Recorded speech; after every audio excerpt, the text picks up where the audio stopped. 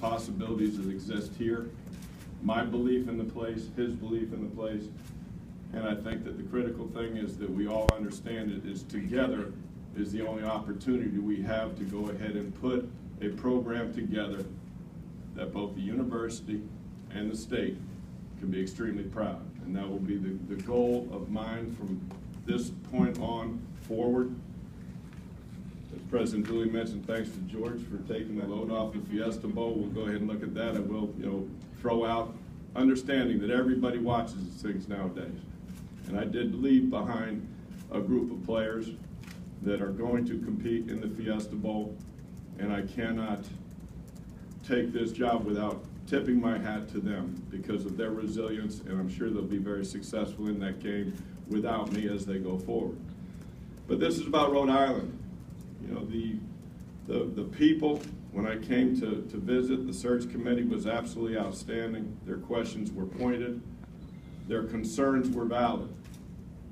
We want a winner. Why do you want to be here? Are you going to stay? And I'll answer all those questions in due time, and you'll sit there, and I've always laughed about press conferences, because press conferences as a head football coach become a situation where when I look at every one of them, at some point in time that guy's going to be on the podium blowing out of there one way or the other. That's the nature of the business I'm in. That's not my intent here. My intent here is to be able to build something special for a long period of time, to be able to go and commit to this university, to be able to build a football program for which we can all be extremely proud, and to be able to call Rhode Island our home for as long as Leslie will stay with me. But recognizing a couple of people, as I go on, and this is kind of open-ended, I had some notes, but as usual, I kind of think on my feet a heck of a lot better than I do by script. I've got my wife, Leslie, down here, who's been through many years. 1987, we were married. She's been through the 28 years of college football. We raised 4 children. Our youngest is a freshman at the University of Colorado. Got 2 boys, 2 girls. She's been through 10 different institutions. That's 10 different moving trucks, 10 different times that old Dad's been off at the new job. And she's been able to go ahead and maintain what I consider to be the pride of my life is my family. Second pride of my life is the ability to go ahead and hold that family together through thick and thin. Great tribute to her. The other pride of my life is the ability to go ahead and to influence young people to be able to achieve at a very high level of excellence, both on the field and in the classroom. That's what I'm about. People always ask, when you're coaching, when you've been through 10 different states, you've been through 1 million different schools, hey, Coach, what's your favorite spot? Hey, what's your dream job? And I've always said, a favorite spot, and it stems back to after 1993 when I had the great opportunity to come down and be the defensive coordinator for Mickey Kwiatkowski at Brown University. Spent 1 year in Rhode Island. The kids were 5, 4, 3. Our 4th wasn't even here yet. But it was an outstanding experience. We got fired. That wasn't the good part of it, But it was a situation where we had an opportunity to really get involved in the community as much as we could in a short 1 year period of time. But there was an immediate attraction by the Fleming family to Rhode Island. And we love the state. And so that's always been a consistent answer. When people have asked, what's your dream job? Most guys will throw out something, hey, Southern Cal or someplace that's inundated with resources that you can go in, wave a magic wand, and win national championships. Mine has always been Rhode Island. And there's always been, as they're probably in this room, yeah, right. They're raising their eyes, they're going, why would you look at Rhode Island? And it's for all the reasons.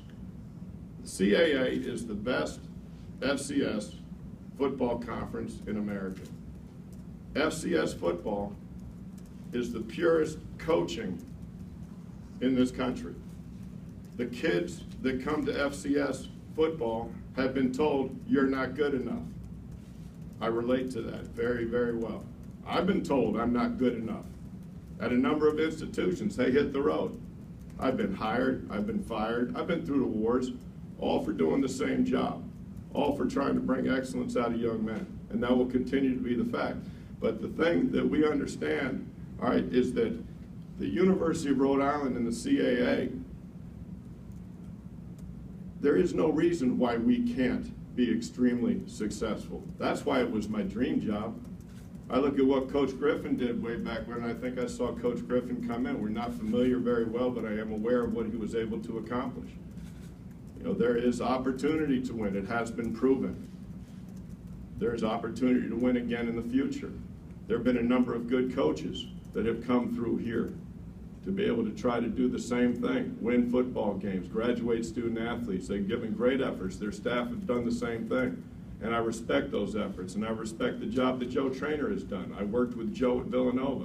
I can't take this job without, you know, tipping my hat to him. But in the long series of any kind of involvement of a football program, we are all just visitors. We are all just taking part of that.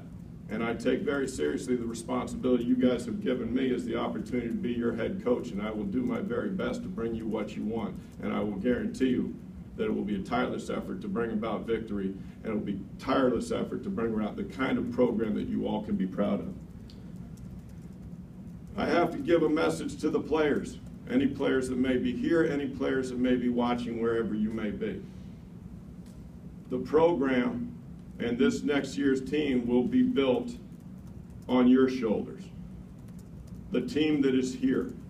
There's an approach always when you start looking at a new coach coming into a situation, talking about, hey, we got to clean house, we got to change the culture. We're going to change the culture with the people that are in this program now. And we will go out and recruit very hard and tirelessly to bring around the right kind of kids to add to this football team. I am not a 5-year plan guy. I am a now guy.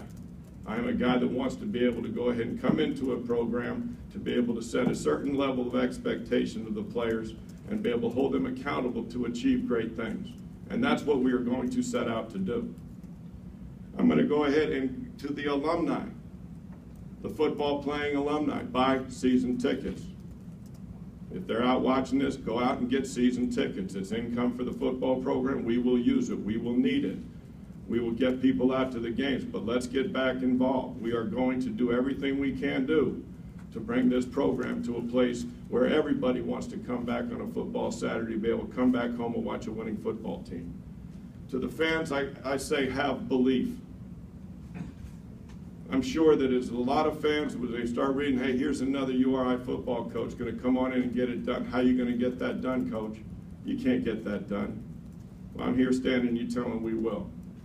But I am also telling you that we are not able to do this with a magic wand. It will require a lot of hard work, but as much as anything else, it's going to require a collective effort of everybody in this room and anybody on this campus that reaches out to touch the football program. We must be together in all approaches, and we must have a true belief that victory is attainable at all times through hard work and belief in structuring a program.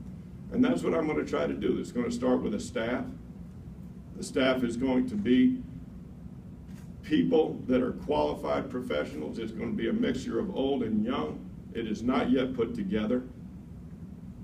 It is a critical component to bringing about success, but we will go and all have one heartbeat, and that heartbeat will be established by me. The philosophy will be established, it will be communicated, it will be very clear, and we will hold the entire football program to be able to coach in that manner. To recruits out there, we're coming to get you. We're going to knock down the doors. We're going to go ahead and present you with an opportunity to achieve rings on your fingers and degrees in your pockets. We are going to promise your parents that you're going to be treated like men. We are going to coach you as well as you can get coached in this country. There are very few promises we can make as a football coach that I can sit in a mother's room and in a family's home and promise you. But what I can promise you is you're a recruit. Our staff will give every effort we have to make you the best possible football player you can become and graduate with a degree from the University of Rhode Island. And that will require nothing other from your son, Mom, than showing up on time, being accountable to be able to take care of the everyday responsibilities we ask you to do, believe in the vision that we have in the program, and come in and contribute. So my vision to end this all is a football team that walks onto the field looking sharp, looking clean, looking together, looking to go ahead and be in a position where they're ready to go ahead with a focus in their eye each and every Saturday, each and every practice, prepared to get better. I want to see a fast, physical, hard-nosed football team. Doesn't matter whether we're running it, we're throwing it, how we're playing defense, what we're doing right now, but we're going to be fast, we're going to be physical, and we will persist without exception. The game of football is nothing other than being able to handle adversity.